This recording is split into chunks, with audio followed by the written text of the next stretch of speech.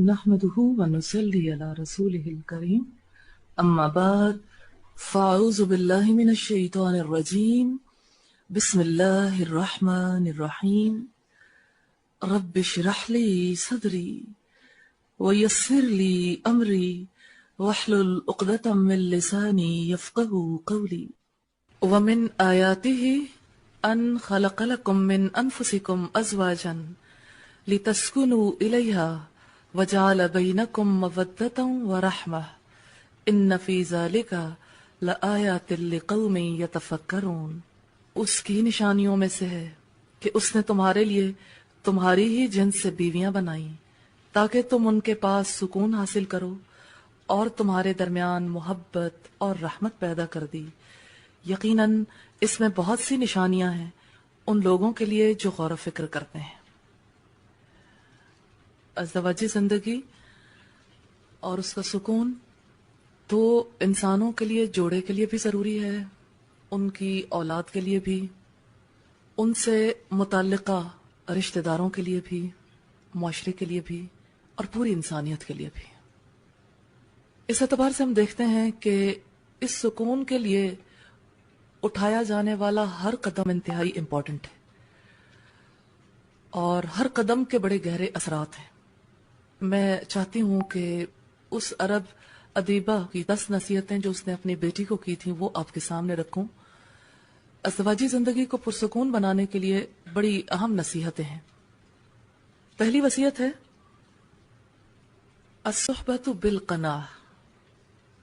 لکھتی ہیں، اے میری پیاری بیٹی، میری آنکھوں کی ٹھنڈک، شوہر کے گھر جا کر قناعت والی زندگی گزارنے کا اہتمام کرنا۔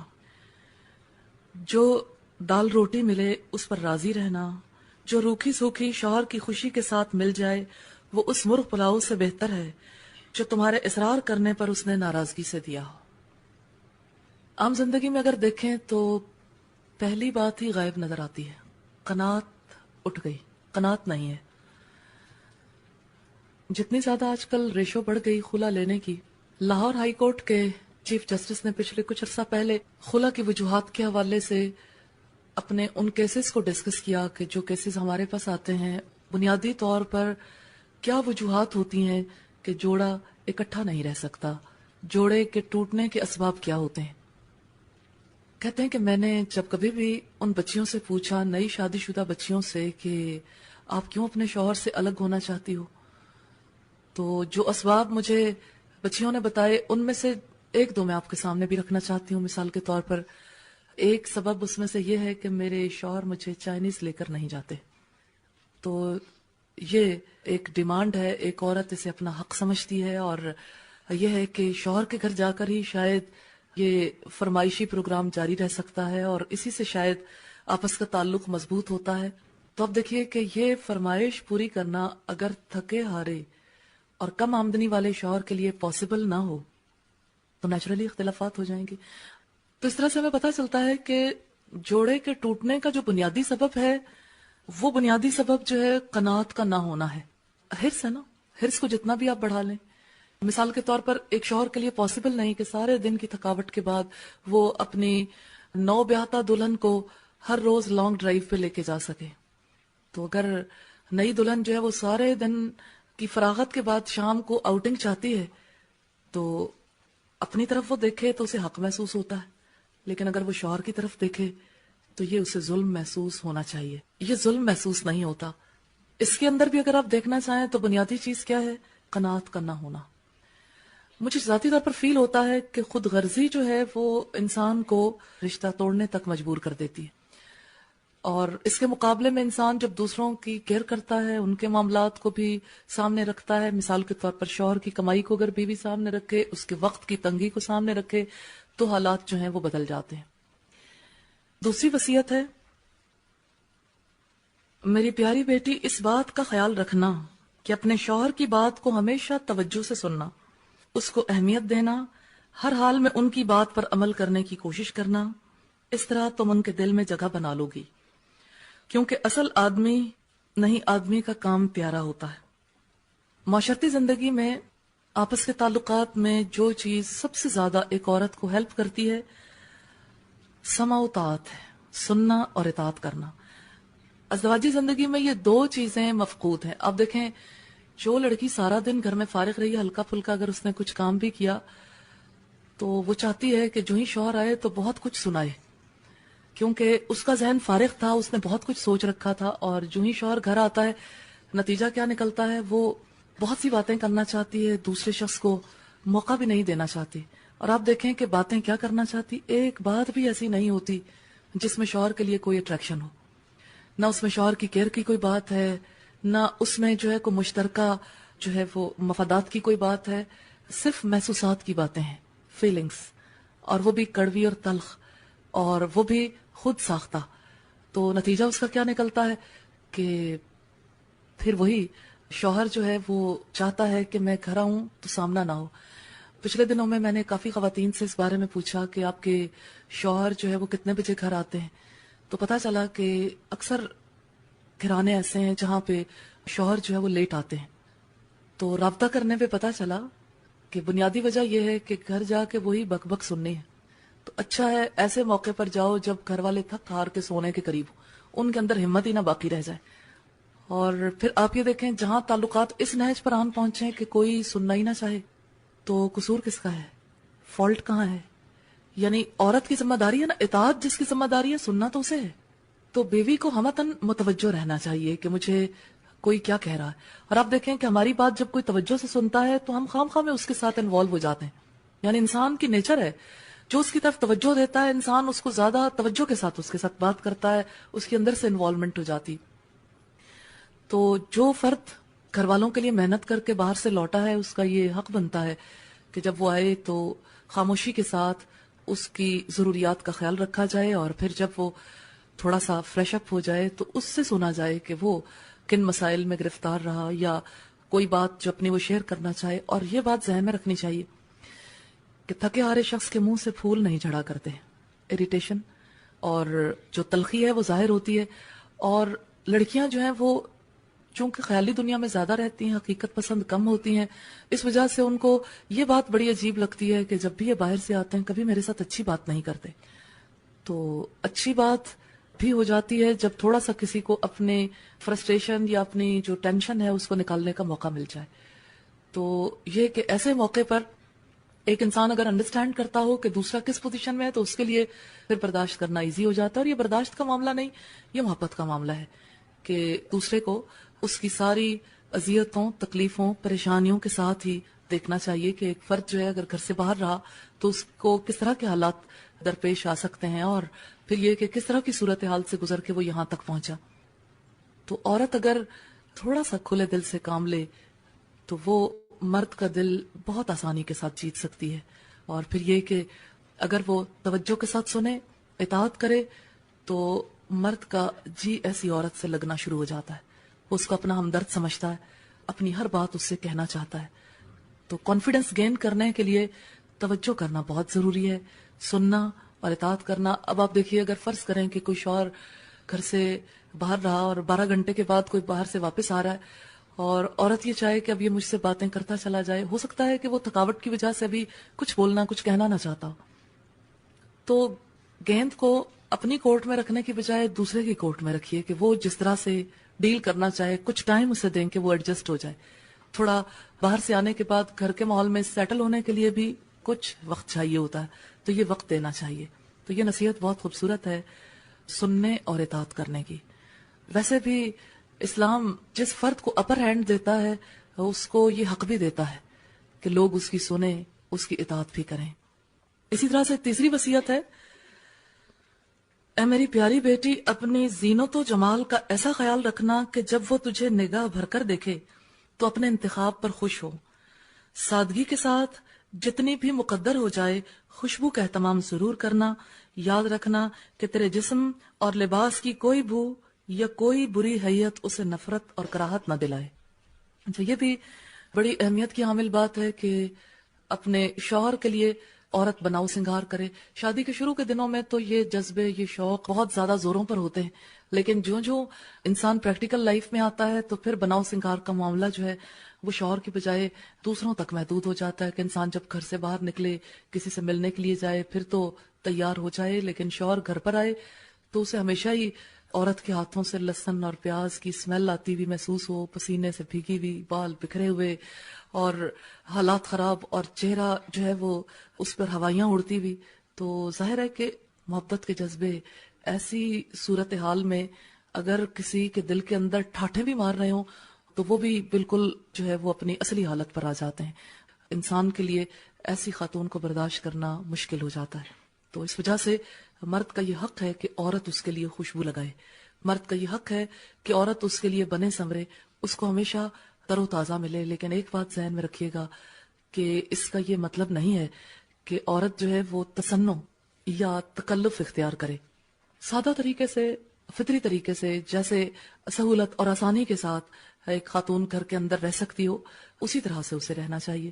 بہت غیر فطری طریقے اختیار کرنے سے ایک انسان کا ٹائم بھی کنزیوم ہوتا ہے اور شکل و صورت بھی کافی غیر فطری سی محسوس ہوتی ہے. اس وجہ سے فطری انداز زیادہ بہتر ہے. بس یہ ہے کہ اپنے آپ کو صاف ستھرا بھی رکھے، اور پھر یہ کہ خوشبو ضرور لگائے، اور اسی طرح سے کپڑے اچھے پہنے، صاف ستھرے پہنے. اور یہ ہے کہ سب سے زیادہ ان کپڑوں کے اندر کی جو خاتون ہے اس کے مزاج کا درست ہونا بہت ضروری ہے. یعنی وہ پازیٹیو مائنڈیڈ ہو اور ہلکا پھلکا فیل کر رہی ہو، اور دوسرے کو جو ہے وہ برداشت کرنے کی پوزیشن میں ہو، دوسرے کے لیے دل میں کھلی جگہ رکھتی ہو. یہ بات زیادہ ضروری ہے. اسی طرح سے چوتھی وصیت ہے، اے میری پیاری بیٹی، اپنے شوہر کی نگاہ میں بھلی معلوم ہونے کے لیے اپنی آنکھوں کو سرمے اور کاجل سے حسن دینا، کیونکہ پرکشش آنکھیں پورے وجود کو دیکھنے والے کی نگاہوں میں جچا دیتی ہیں. غسل اور وضو کا اہتمام کرنا یہ سب سے اچھی خوشبو ہے اور نظافت کا بہترین ذریعہ ہے. میرا خیال ہے کہ وہ جو پچھلی وصیت ہے اس کے حوالے سے اس میں زیادہ کلیئرٹی مل گئی کہ جو چیزیں فطرت سے زیادہ قریب ہیں انہی کو اگر یوز کیا جائے تو مور پریکٹیکل ہیں. اور دوسری بات یہ کہ انسان بھلا بھی بہت لگتا ہے. تو یہاں جو وصیت ہے سرمے اور کاجل کی، اب آپ دیکھیے کہ اس کے مقابلے میں اگر مسکارا اور لائنر ہو تو کافی انسان تکلیف میں مبتلا رہتا ہے، کیونکہ اس کی احتیاط بہت کرنی پڑتی ہے، کیونکہ اس کو لگانا بھی کافی مشکل اور پھر اتارنا بھی کافی مشکل. اور پھر یہ ہے کہ جب کبھی بھی مسکارے کے بغیر آنکھیں ہوں گی یا لائنر کے بغیر تو پھر انسان کی شکل و صورت کافی مختلف نظر آتی. تو بس فطری انداز میں رہنا زیادہ ضروری ہے. اور اسی طرح سے غسل اور وضو، اس سے کیا پتہ لگتا ہے کیا چیز عورت کے اندر آتی ہے؟ غسل اور وضو سے خیالات کی پاکیزگی، طہارت، بدنی طہارت بھی، اور دوسری طرف جو ہے دلی طہارت بھی، فکر کی طہارت بھی. اور آپ دیکھیں کہ ایک عورت جو ہے وہ غسل کرتی ہے جب، وضو کرتی ہے جب، تو اس کا لنک کس سے قائم ہو جاتا ہے؟ اللہ سے. تو جس کا رابطہ، جس کا تعلق مالک کائنات سے قائم ہو جاتا ہے، اس کی وجہ سے اس کے دل کے اندر اپنے رب کا ایک تعلق، ایک اپنے رب کا خوف جو ہے وہ ضرور موجود رہتا ہے. اور دلی رابطہ جب رب سے جڑا ہوا ہوتا ہے تو پھر انسان جو ہے وہ دوسرے کے ساتھ زیادتی نہیں کرتا، دوسرے کو ایج دیتا ہے.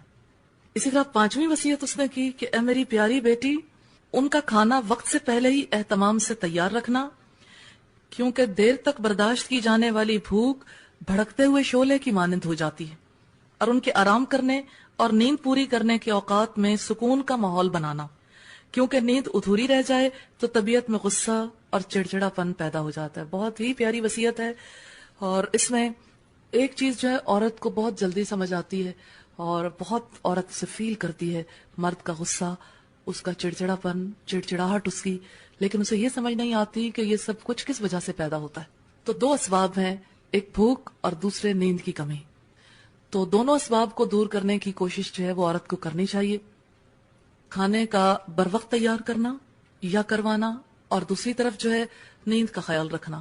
اب آپ دیکھیے دونوں چیزیں ایسی ہیں جس کا نارملی کم ہی خیال رکھا جاتا ہے. مثال کے طور پر آپ دیکھیے جیسے نئے شادی شدہ جوڑے کے بہت سارے مسائل ہوتے ہیں، جیسے شروع میں ریلیٹیوز کے یہاں جانا ہے، دعوتوں کا سلسلہ ہے، اور پھر یہ کہ خود بھی انسان یہ چاہتا ہے کہ تھوڑا باہر رہے تاکہ یہ کہ آپس کی بات چیت کا موقع بھی ملے اور تھوڑا جو ہے لائٹ فیل کرے جوڑا. اور نتیجہ یہ نکلتا ہے کہ رات جو ہے وہ دیر تک گھر سے باہر، پھر گھر آنے کے بعد بھی کافی وقت لگ جاتا ہے. پھر مرد نے جب اپنی ڈیوٹیز پوری کرنی ہوتی ہیں پھر اس کے لیے مسائل پیدا ہو جاتے ہیں. اور مسائل کیا ہوتے ہیں کہ رات کم سوئے، دن بھر کام کیا، اور پھر اگلی رات وہی مسائل ہیں تو چڑچڑاہٹ پیدا ہو جاتی ہے. یہ ایک فطری امر ہے. تو اس وجہ سے اس امر کا خیال رکھنا بہت ضروری ہے کہ نیند جو ہے مرد کی وہ متاثر نہ ہو. اور اس کا اہتمام عورت کی جانب سے تب ہوگا جب عورت قناعت کرنے والی ہوگی، جب عورت جو ہے وہ اپنے لیے جینے والی نہیں بلکہ دوسروں کی خوشی کی خاطر جینے والی ہوگی۔ تو جب ایک انسان زمین سے اوپر اٹھتا ہے نا، تب اس کے اندر یہ خصوصیات پیدا ہوتی ہیں، اپنے لیے نہیں انسان پھر دوسروں کے لیے جیتا ہے، وہ انسان بلند ہو جاتا ہے نا جسے دوسروں کا خیال ہوتا ہے۔ تو نیند کا خیال رکھنا اور دوسرے بھوک کا خیال رکھنا، اور یہ بات انتہائی اہم ہے کہ جو بھوک ہے زیادہ دیر تک برداشت کی جائے تو بھڑکتے ہوئے شعلے کی طرح ہو جاتی ہے، یعنی غصہ بہت آتا ہے بھوک کی وجہ سے۔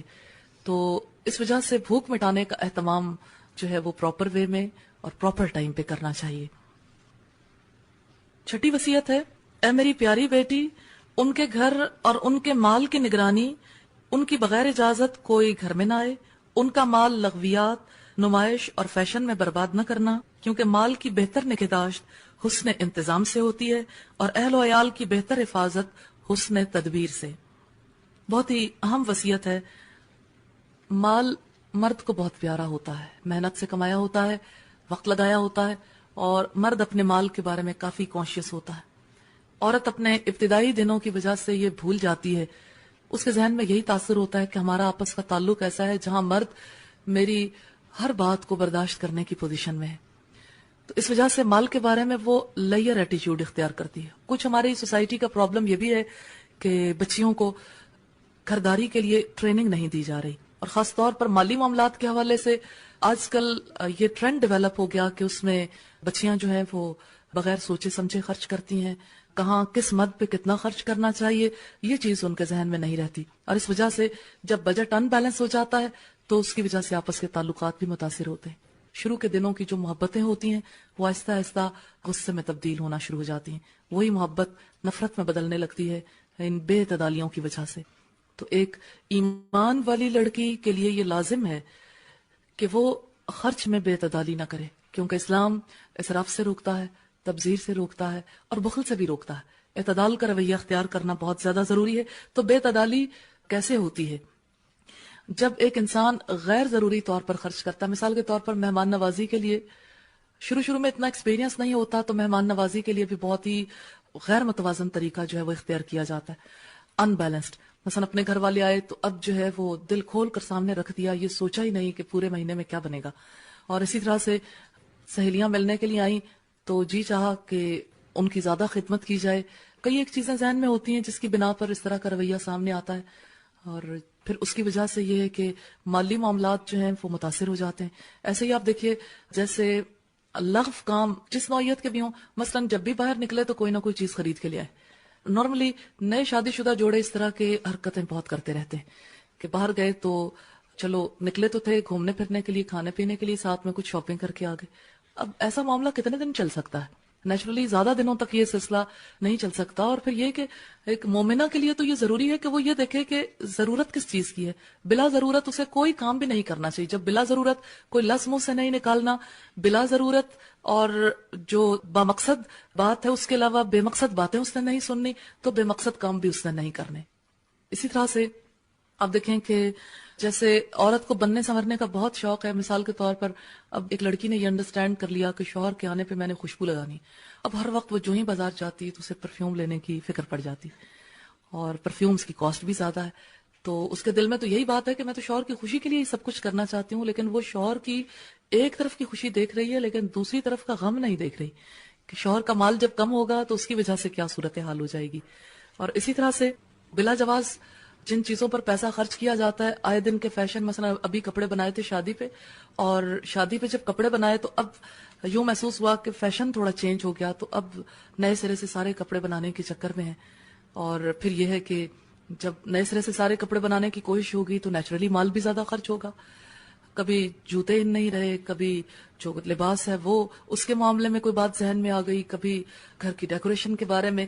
تو ایک عورت کو اپنے مینز میں رہنا آنا چاہیے، جتنے اس کے ذرائع ہیں اس کے مطابق اسے خرچ کرنا چاہیے، اور اللہ کے خوف کے تحت دنیا کی محبت میں مبتلا ہوئے بغیر جتنے اس کے ریسورسز ہیں اس کو یہ جان لینا چاہیے ضرورت کا تو میں خرچ کر سکتی ہوں، بلا ضرورت پر حشر کے میدان میں جواب دینا ہوگا، اور مال صرف اپنی خواہشات پر قربان نہیں کرنا، اس مال سے میں نے جنت بھی خریدنی۔ پھر اسی طرح سے یہ بات بہت امپورٹنٹ ہے، گھر میں آمد و رفت، گھر میں آنے جانے والے افراد کے حوالے سے آپس کی تلخی بہت جلدی پیدا ہوتی ہے. تو گھر میں آنے جانے والے افراد کے حوالے سے شوہر کی اجازت اگر لی جائے, شوہر کی خوشی کا خیال رکھا جائے تو تعلقات متاثر نہیں ہوتے. بصورت دیگر یہ تعلقات بہت جلد متاثر ہو جاتے ہیں. 2 باتیں ہیں جن کا خیال رکھنا اس وصیت کے مطابق. ایک حسن انتظام مالی معاملات کے حوالے سے, دوسرے حسن تدبیر. حسن تدبیر کس کس حوالے سے؟ یعنی گھر کے اندر آنے جانے والے افراد کے حوالے سے, یعنی شوہر کی خوشی کا خیال رکھنا اور شوہر کی پسند ناپسند کا خیال رکھنا. ایون جن افراد کے آنے کی آپ کو بہت بھی خوشی ہوتی ہے لیکن شوہر آنا پسند نہیں کرتا, تو حکمت کا تقاضا یہی ہے کہ آہستہ آہستہ یہ زمین ہموار کی جائے. شادی کے بعد ایک لڑکی کو یہ غلط فہمی ہو جاتی ہے کہ اب سارے اختیارات میرے ہاتھ میں آ گئے, میں جو چاہوں کر سکتی ہوں. حالانکہ پہلے تو وہ اکیلی تھی, ماں باپ کے گھر تھی, ماں باپ کے حکم کے تحت چلتی تھی, اور پھر یہ کہ پہلے اس کے ذاتی معاملات تھے. اجتماعیت تو ابھی پیدا ہوئی نا, تو اجتماعیت میں تو مشاورت ہوتی ہے, اور کوئی کام بھی مشورے کے بغیر اگر ہو گیا, کر لیا, تو اس کا نتائج اچھے نہیں نکلتے. اسی طرح سے 7ویں وصیت اس نے کی, میری پیاری بیٹی ان کی رازدار رہنا, ان کی نافرمانی نہ کرنا, کیونکہ ان جیسے باروب شخص کی نافرمانی جلتی پر تیل کا کام کرے گی, اور اگر تم اس کا راز اوروں سے چھپا کر نہ رکھ سکیں تو اس کا اعتماد تم پر سے ہٹ جائے گا. تم بھی اس 2 رخے پن سے محفوظ نہیں رہ سکو گی. جیسا کہ کسی نے کہا, to be trusted is greater than to be loved. اور اس اعتبار سے اگر آپ دیکھیں تو اللہ کی ذات نے تو اس رشتے کا تعارف ہی اسی طرح سے کروایا, ہن لباس لکم وانتم لباس لہن. وہ تمہارے لیے لباس ہیں اور تم ان کے لیے. تم ان کے رازوں کی حفاظت کرو, وہ تمہارے رازوں کی. تم ان کے عیوب ڈھانپو, وہ آپ کے عیوب ڈھانپیں. تم ان کے معاملات میں محافظ بن جاؤ, وہ آپ کے معاملات میں محافظ بن جائیں. اور جب مل کے ایسی کوشش کی جائے تبھی تو یہ رشتہ زینت والا رشتہ بنتا ہے. 2 باتیں اس وصیت کے حوالے سے, ایک تو رازوں کی حفاظت, دوسرے نافرمانی نہ کرنا. اچھا, اپنے گھر میں رہتے ہوئے سم ٹائمز لڑکیوں کا ایٹیچیوڈ بڑا کیجول ہو جاتا ہے. ماں نے کہا کہ یہ کام کر لو, امی اب نہیں, پھر صحیح, لیکن شوہر امی نہیں ہوتا, اور شوہر سے ایسے بات منوائی نہیں جا سکتی. اس وجہ سے اس چیز کا خیال رکھنا بہت ضروری ہے کہ شوہر کی نافرمانی نہ ہو. اس کا یہ مطلب نہیں ہے کہ شوہر جو ہے وہ ساری باتیں بالکل درست کہتا ہے, اور یعنی وہ اب ہر طرح کے معاملات میں بالکل ایکوریٹ رائے دینے کی پوزیشن میں آ گیا. بہت سارے اختلافی معاملات بھی آتے ہیں, لیکن اس میں بھی بڑا کول ہو کے, بڑی سمجھداری کے ساتھ بات کرنے کی ضرورت ہوتی ہے. جب آپ ریئیکٹ کرو گے, آپ بالکل رائٹ پر ہو, ریئیکٹ کرتے ہو, تو آپ کے لیے گنجائش دل کے اندر ختم ہوگی, دوسرے کی زندگی کے اندر ختم ہو جائے گی. 8ویں وصیت ہے, میری پیاری بیٹی جب وہ کسی بات پر غمگین ہو تو اپنی کسی خوشی کا اظہار ان کے سامنے نہ کرنا, یعنی ان کے غم میں برابر کی شریک رہنا. شوہر کی کسی خوشی کے وقت اپنے چھپے ہوئے غم کے اثرات چہرے پر نہ لانا, اور نہ شوہر سے ان کے کسی رویے کی شکایت کرنا. ان کی خوشی میں خوش رہنا اور ان کی خوشیوں کو قہر میں یعنی غصے میں بدلنے کی کوشش نہ کرنا, ورنہ تم ان کے قلب کو, ان کے دل کو غم زدہ کرنے والی بن جاؤ گی. جب وہ کسی بات پر غمگین ہوں تو اپنی کسی خوشی کا اظہار ان کے سامنے نہ کرنا. اچھا, آپ دیکھیں کہ آپ کسی بات سے ازحد پریشان ہیں, آپ کو کسی چیز کا غم لاحق ہے, اور آپ کے سامنے دوسرا اپنی خوشی کا اظہار کرتا ہو جس سے آپ کا بڑا گہرا تعلق ہو, تو دل پر کیا بیتتی ہے کہ اسے میرے غم کی تو کوئی پرواہ نہیں, اسے میری کسی دکھ کی تو کوئی پرواہ نہیں, اپنی خوشیاں اسے عزیز ہیں. ایک خود غرض قسم کا کیریکٹر سامنے آتا ہے تو انسان اریٹیٹ ہوتا ہے, دل کے اندر کی محبت ختم ہوتی ہے کہ اسے میرے ساتھ کوئی کنسرن نہیں ہے, میرے ساتھ اسے کوئی دلچسپی, کوئی محبت نہیں. تو آپ دیکھیں ویسے بھی یہ رشتہ تو ہے شیئر کرنے کا, ایک دوسرے کی کیئر کرنے کا. کوئی غم میں مبتلا ہے, آپ کو اپنی خوشیوں سے غرض ہے, آپ کہتے ہیں ہم کیا کریں, اگر یہ پریشان ہے, یہ غمگین ہے, ان کا تو ہمیشہ ہی موڈ آف ہوتا ہے, انہوں نے تو ہمیشہ ہی ایسے کرنا ہوتا ہے, تو اب ہم بھی ان کے ساتھ ویسے ہی ہو جائیں. بات یہ ہے کہ جو یہ رشتہ ہے, یہ تعلق ہے, یہ تو ڈور بند گئی, اب یہ رشتہ تو نبھانا ہے. تو رشتہ نبھانا ہے تو حسن کے ساتھ ہی نبھانا چاہیے, آسن انداز میں. اگر اسے بدصورت بنا لیا تو پھر آئندہ لمبے عرصے کی مشکلات ہیں, زندگی بھر کی مشکلات ہیں. جب تک یہ رشتہ رہے گا تو تکلیف دہ ہی بنا رہے گا. اس لیے بھی, اور پھر سب سے بڑی بات یہ ہے کہ اللہ کے رسول صلی اللہ علیہ وسلم نے فرمایا کہ اللہ کے نزدیک اس کا سب سے محبوب بندہ وہ ہے جو دوسرے کے دل کو مسرور کر دے، اس کے دل میں خوشی داخل کر دے. تو اپنے کسی عمل سے، اپنے کسی فعل سے انسان دوسرے کو غمگین کر دے، غم پر غم، غموں میں اضافہ کر دے، تو یہ تو ایک خود غرض قسم کا کیریکٹر ہے، اور اسلام اس طرح کا کردار اپنانے کی اجازت نہیں دیتا. پھر آپ یہ دیکھیے کہ مرد اگر خوش ہے اور عورت کو کوئی صدمہ لاحق ہے، کوئی پریشانی، تو آپ دیکھیے اب ایک دفعہ پھر عورت کو اپنا دل بڑا کرنا پڑتا ہے کہ وہ اپنی تکلیف، اپنی مصیبت، اپنی پریشانی کا اظہار اپنے شوہر کے سامنے نہ کرے. جیسے ہم نے دیکھا ام سلیم نے اپنے بیٹے کی ڈیتھ کو بھی اپنے میاں سے کچھ دیر کے لیے چھپا لیا کہ وہ فریش ہو جائے، خوش ہو جائے، وہ اس کو سہنے کے قابل ہو جائے. یہ عورت ہے، سچی عورت اور وفادار عورت. وفاداری کا یہ تقاضا ہے کہ ہر جذبے کا احساس کیا جائے، ہر جذبے کی کیئر کی جائے. پھر یہ بھی بات ہے کہ بعض اوقات یہ ہوتا ہے کہ شوہر کے کسی رویے سے تکلیف پہنچ گئی، تو جب تکلیف پہنچتی ہے تو لڑکیاں کہتی ہیں ہم بہت اسٹریٹ فارورڈ ہیں، ہم تو سامنے کہہ سکتے ہیں، اور سامنے ہی شکایت کرنا شروع کر دیتی. تو جب بھی شکایتی انداز ہوگا تو مرد اس کو برداشت نہیں کر سکے گا. مرد اپنے اوپر اس طرح کی بات کو برداشت نہیں کر سکتا. کول ہو کے آپ جھک کے دوسرے کو احساس دلا سکتے ہیں، لیکن برابری کی بنیاد پر جب بھی مرد کے سامنے شکایت رکھی جائے گی تو وہ پہلے اگر 50% غصے میں، پھر 100% غصے میں آ جائے گا. تو غصہ جو ہے وہ ہمیشہ کسی پر جو ہے اثرات ضرور چھوڑتا ہے. تو کیا فائدہ مزید غصہ برداشت کرنے کا؟ یا تو شکایت کرنے سے کسی کا موڈ ٹھیک ہو جائے یا کسی کا رویہ درست ہو جائے. شکایت سے درست نہیں ہوگا، ریزننگ سے، بہت ہی کول رہ کے، بڑے طریقے کے ساتھ آپس میں شیئر کرنے سے.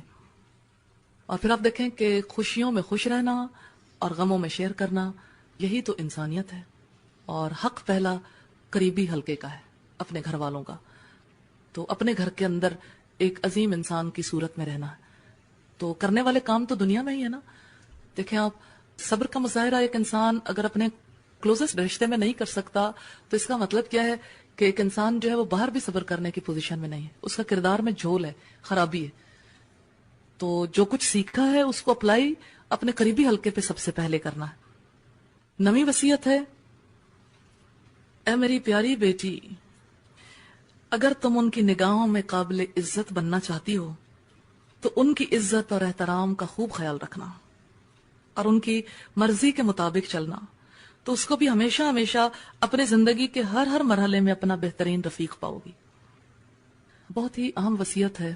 انسان جو چیز چاہتا ہو، جس کی خواہش رکھتا ہو، وہ دوسرے کو دے دے. عزت چاہتا ہے تو دوسروں کو عزت دے دے. اگر وہ چاہتا ہے کہ کوئی میرا ریگارڈ کرے تو دوسروں کا ریگارڈ کرے. انسان جو چیز کسی کے بن مانگے اسے دیتا ہے، یہ اللہ کی ذات ہے، وہ چیز اس کی طرف لوٹا دی جاتی ہے. عزت کرنے والے کو عزت ملتی ہے، اور جو عزت کا خیال نہیں رکھتا اس کا لاس بھی اسی کو برداشت کرنا پڑتا ہے. جتنا وہ دوسرے کی عزت کو اچھالے گا اتنا ہی اس کی عزت پر بھی فرق آئے گا. تو اگر ایک عورت چاہتی ہے کہ میری عزت رہے، میرا ریگارڈ رہے دوسرے کی نظر میں، تو اس کو چاہیے کہ وہ اپنے شوہر کا ریگارڈ کرے، اپنے شوہر کی عزت کرے. اور پھر عزت میں سب سے بڑی بات کیا ہے؟ اطاعت، مرضی کے مطابق چلنا. ویسے مجھے لگتا ہے کہ جس انداز کی ٹریننگ اب بچیوں کی ہو رہی ہے، کسی کی مرضی کے مطابق چلنا بہت مشکل ہو گیا، کیونکہ ساری زندگی اپنی مرضی کرنے سکھائی جاتی. چھوٹی بچیاں ساتھ لے کے جاتے ہیں، بیٹا کیا لینا ہے، کیا کھانا ہے. اب یہ پوچھنا تو ضروری ہوتا ہے، آپ کیا کھانا چاہتے ہو، آپ کیا لینا چاہتے ہو، لیکن بچپن سے لے کے بڑے ہونے تک اب دوسرے اینگل پہ کام ہونا کم ہو گیا. اور دوسرا اینگل کیا ہے کہ کبھی مرضی پوری نہ بھی ہو تب بھی پرسکون رہنا. تو اب دیکھیں مرضی پوری نہیں ہوتی تو پھر کیا حالات ہو جاتے ہیں. پیرنٹس نے بچوں کو کہاں پہنچا دیا، کر کر کے منتیں تیری عادت بگاڑ دی، دانستہ ہم نے تجھ کو ستم گر بنا دیا. تو یہ ستم گر شخصیت جو ہے وہ سارے ستم شوہر پر توڑ دی ہے. تو یہ بات ذہن میں رکھنے والی ہے کہ عورت اطاعت کے ساتھ عزت پاتی ہے، مرضی اپنی نہیں شوہر کی. اور یقین کریں، آپ اپنے زندگی میں ایکسپیرینس کریں گی، آپ کا ایکسپیرینس ہوگا جو آپ میں سے شادی شدہ خواتین ہیں، کہ آپ اگر اپنی مرضی کو رائٹ سمجھتے ہیں اور آپ یہ سمجھتے ہیں کہ یہ ہونا چاہیے، اس کے لیے بھی طریقہ کار درست اختیار کرنے کی ضرورت ہوتی ہے. مثال کے طور پر آپ اگر اتفاق سے بات کو شروع کرتے ہو آپ اگر کسی کی بات کو یس کرتے ہو، یس کرتے کرتے وہ موڑ آ جاتا ہے جہاں پر آپ اپنی بات کی ریزننگ کر کے اس بات کو منوا سکتے ہیں. آپ کسی سے بات منوانا چاہیں تو ایسے منوائیں کہ دوسرے کو ایسا فیل ہو گویا یہی میرے دل میں ہے. امپوز نہ کریں، امپوز کرنے سے کام خراب ہوتا ہے. تو جب ایک فرد جو ہے محبت کے ساتھ اس کو اون کر سکتا ہے تو محبت کے ساتھ ہی اون کروانا چاہیے. لیکن یاد رکھیے گا، مرد جھکنے کے لیے پیدا نہیں ہوا.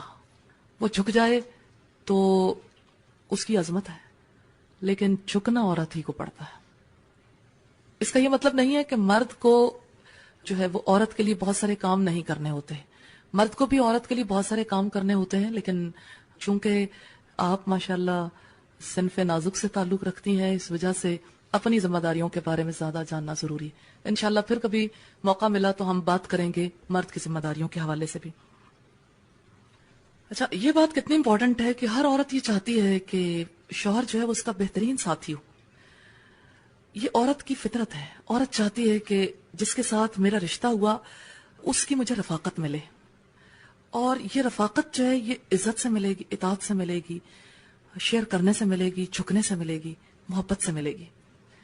یہ اپنی مرضی کو چھوڑ دینے سے ملے گی، دوسرے کی مرضی کا خیال رکھنے سے ملے گی. تو رفاقت چاہیے، اچھی رفاقت چاہیے تو اس کے لیے قربانی دینی ہوگی. اب دیکھیں، قربانی کا تو روٹ ہی قرب ہے، اور قرب جو ہے وہ قربانی مانگتا ہے. تو قربانیاں دیں اور قرب حاصل کر لیں. اللہ کی ذات نے بھی اپنے قرب کا راستہ یہی بتایا نا، وَاسْجُدْ وَاقْتَرِبْ، سجدہ کرو اور قریب ہو جاؤ. سجدہ کیا ہے؟ جھکاؤ کی، جھکنے کی سب سے اعلیٰ حالت. اور اللہ کے رسول صلی اللہ علیہ وسلم نے فرمایا کہ اگر اللہ کی ذات کے سوا کسی کو سجدہ کرنے کی جو ہے اجازت ہوتی تو میں عورت کو حکم دیتا کہ وہ اپنے شوہر کو سجدہ کرے. لیکن چونکہ اجازت نہیں ہے تو سجدہ تو نہیں کیا جا سکتا، لیکن جھکنا چاہیے. عام زندگی میں جھکاؤ کی ضرورت ہے. 10ویں وصیت ہے، اے میری پیاری بیٹی، میری اس نصیحت کو پلو سے باندھ لو، اس پر گرا لگا لو کہ جب تک تم ان کی خوشی اور مرضی کی خاطر کئی بار اپنا دل نہیں مارو گی، ان کی بات کو اوپر رکھنے کے لیے خواہ تمہیں پسند ہو یا ناپسند، زندگی کے کئی مرحلوں میں اپنے دل میں اٹھنے والی خواہشوں کو دفن نہیں کرو گی، اس وقت تک تمہاری زندگی میں بھی خوشیوں کے پھول نہیں کھلیں گے. اے میری پیاری اور لاڈلی بیٹی، ان نصیحتوں کے ساتھ میں تمہیں اللہ کے حوالے کرتی ہوں. اللہ تعالیٰ زندگی کے تمام مرحلوں میں تمہارے لیے خیر مقدر فرمائے اور ہر برائی سے تمہیں بچائے.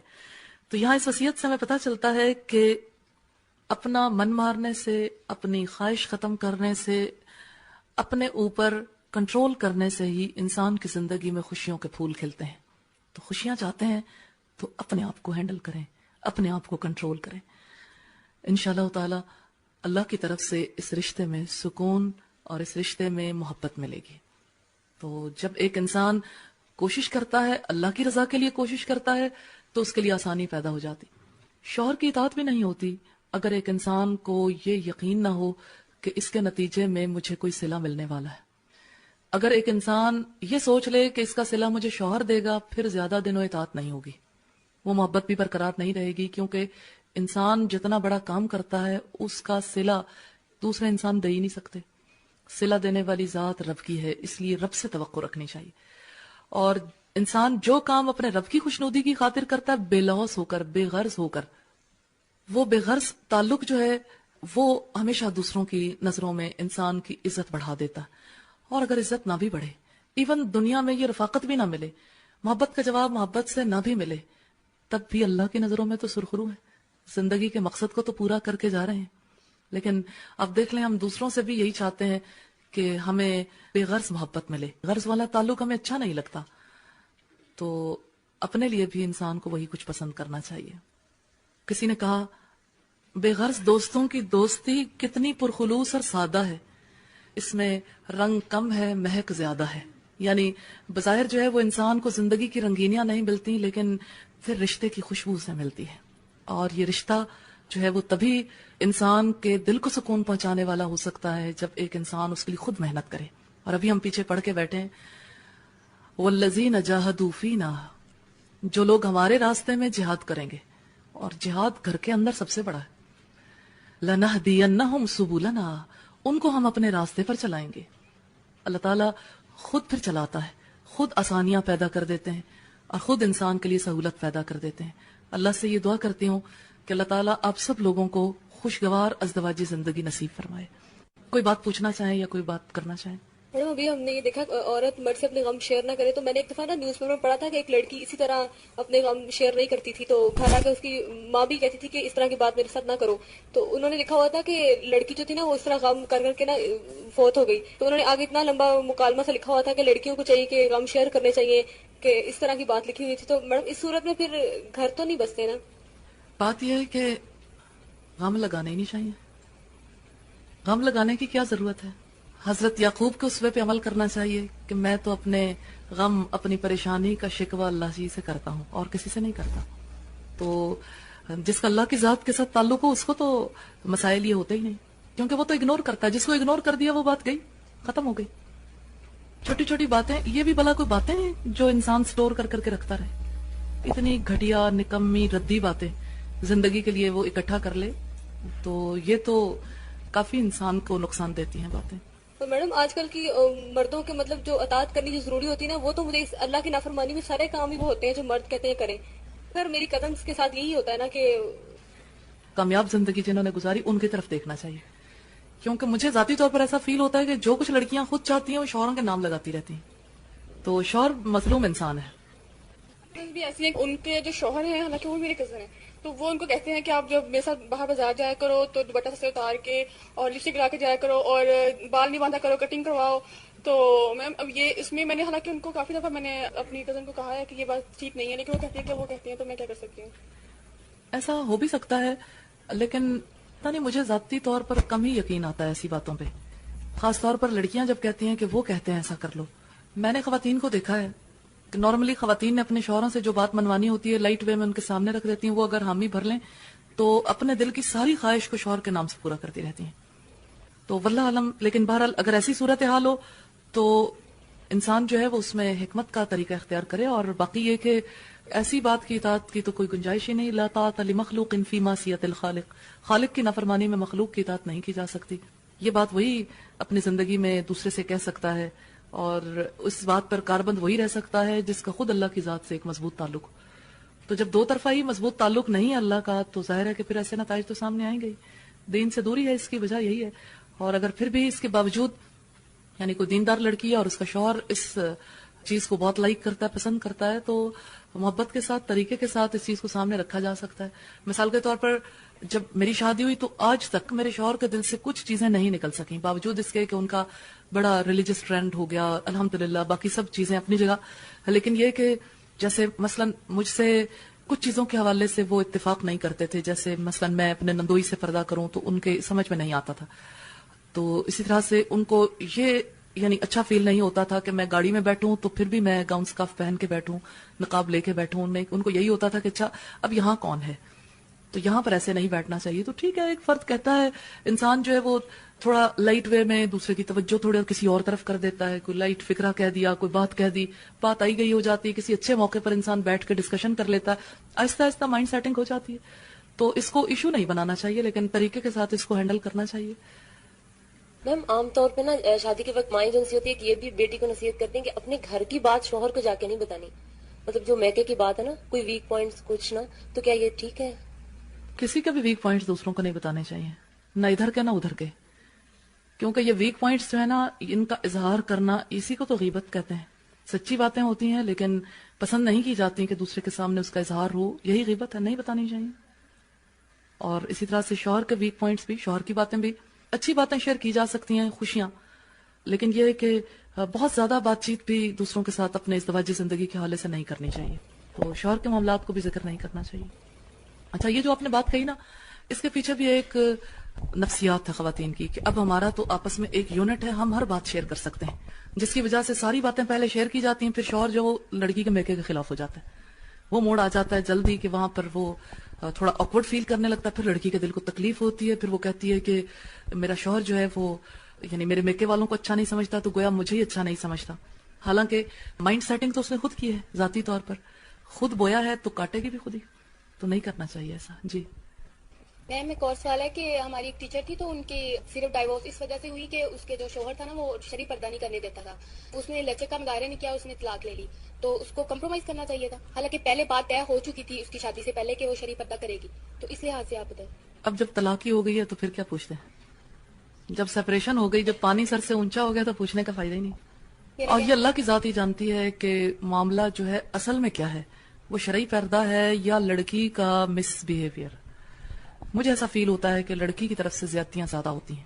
اگر ایک لڑکی, ایک عورت اپنا دل کشادہ رکھے تو یہ رشتہ نبھ جاتا ہے اور آہستہ آہستہ گنجائش نکل آتی ہے.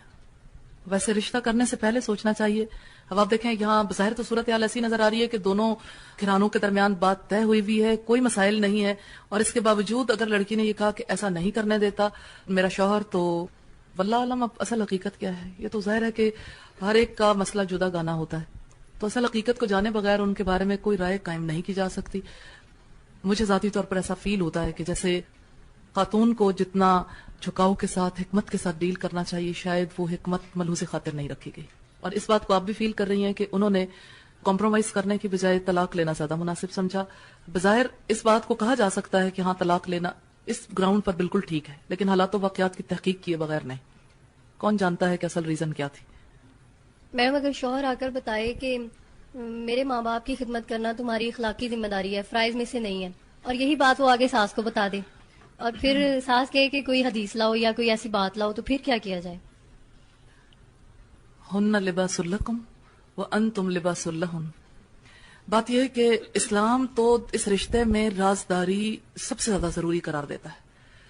ایک نادان لڑکی ہے کہ جس نے اپنے شوہر کی بات اٹھا کے اس کی ماں کو بتا دی, تو دونوں کے درمیان ایک کلیش پیدا ہوا. اسلام کیا چاہتا ہے اور کیا نہیں چاہتا. بھی مجھے کل کسی نے بتایا, یہاں پر بات چیت ہو رہی تھی, سمینہ آئی, سمینہ کہتی ہیں آج میں کلاس میں گئی تو وہاں پر ہاٹ ایشو یہی تھا, اور جب میں نے یہاں کے اسپیکر باہر سے آن کیا تو یہاں پر بھی وہی ڈسکشن چل رہی تھی. کہتی ہیں کہ دو خواتین آئی ہوئی تھیں, دیورانی جٹھانی تھیں, اور دونوں جو ہے آپس میں ڈسکس کر رہی تھیں کسی معاملے کو, اپنے گھریلو معاملے کے حوالے سے. تو کہتی ہیں کہ اس مسئلے کا حل, یعنی وہ چاہتی تھیں کہ کوئی حل سامنے آئے, لیکن دونوں آپس میں بہت ہی جھگڑ پڑی. اور وجہ کیا تھی کہ ایک لڑکی جو ان میں سے دیندار تھی, اب آپ دیکھیں قصور کس کا ہے, اور کھلے دل سے اعتراف کرنا چاہیے اپنی غیر حکیمانہ طبیعت کا. اور میں فیل کرتی ہوں کہ دیندار لوگ جو ہیں وہ حکمت سے کام کم لیتے ہیں, ریزننگ نہیں کرتے, پراپرلی اس کو انڈرسٹینڈ نہیں کرتے, جس کی وجہ سے معاملات خراب کر بیٹھتے ہیں. بس ایک بات کا پتہ چل گیا, نہ ادھر کی سوچی نہ ادھر کی, بس ٹھک اس بات کا کوئی نہ کوئی اور نقصان اپنے لیے خود مول لے لیا. اچھا ہوا کیا کہ ساس خود میڈیسن دینی تھی, اور بہو نے کہا کہ آپ کی خدمت کرنا میرا فرض نہیں ہے. آپ یہ دیکھیں کہ کوئی دشمن ہے جس سے کوئی تعلق نہیں, کیا اس کے ساتھ بھی ایسا رویہ رکھا جا سکتا ہے؟ کیا اسلام ایسا کردار چاہتا ہے کہ جسے اپنے ساتھ والے کا دکھ بھی فیل نہیں ہوتا؟ ایک چھت تلے رہنے والوں ذرا دیکھو تو صحیح. آپ اگر یہ کہتے ہو نا کہ ساس سسر کی خدمت کرنا کسی بہو کا فرض نہیں ہے, یہ بات ہے بالکل درست.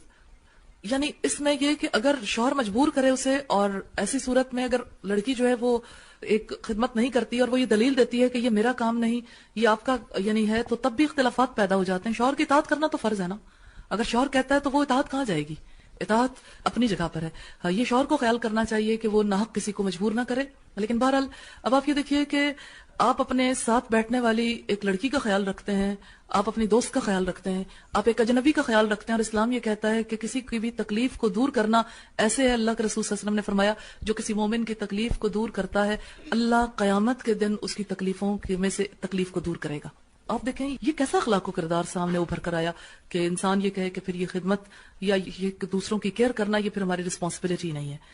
تو آپس میں محبت اور آپس میں ایک دوسرے کی کیئر کرتے ہوئے رہنا چاہیے. اب ٹھیک ہے, یہ معاملات ہیں شوہر کے, اگر وہ دیندار ہے, اگر وہ اس چیز کو محسوس کرتا ہے تو وہ اپنی بیوی کو موقع دے گا کہ وہ اپنا اخلاقی فرض ادا کرے کہ یعنی خود سے ایک بیمار کی عیادت کرنا, بیمار کی خدمت کرنا, وہ اس کے ساتھ کوئی رشتہ داری نہیں, تو مسلمانوں کے حقوق میں سے. ساس تو ماں ہے نا, ٹھیک ہے اس نے جنم نہیں دیا لیکن وہ آپ کو لے کے نہیں آئی.